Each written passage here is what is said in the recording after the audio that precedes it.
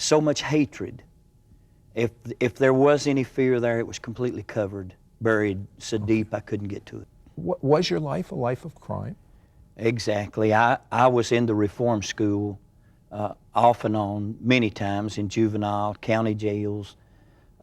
By the time I was 15, I was in a holding place for a state prison. I was there doing time for manslaughter at 15 years old. Hated everybody and everything. Drugs?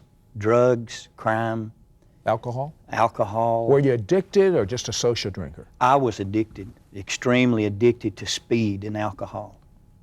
Just if I didn't have the money to purchase them, I robbed or beat or stole whatever I had to do to get the drugs. Did you care if you died?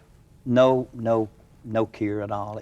Well, one day you ended up cutting yourself and bleeding to death. Tell me about that day. Well, I was 25 years old, actually, when that happened. I was married, the father of 3 children at that time.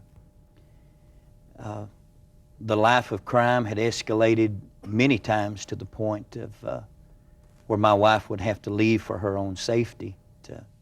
This fight I got into, I was all the time fighting. I was in the jail for abuse, for disorderly conduct, for brawling, for attacking police officers. If you wore a badge or rode in a police car, you were my target. You know, I always wanted an altercation or an incident where I could ventilate my rage. And what happened to you? Well, at that point in life, at 25 years old, my son was with me, was just 5. Started into a little 7-Eleven convenient type store. Met a man in the doorway.